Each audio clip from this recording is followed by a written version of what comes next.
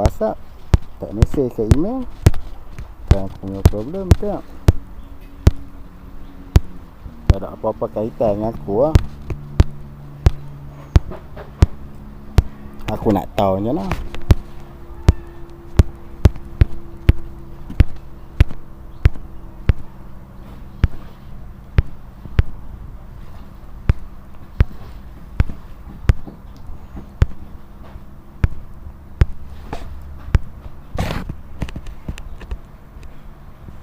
Kalau tak berkaitan dengan aku, kalau apa problem, hampa punya problem, aku punya problem.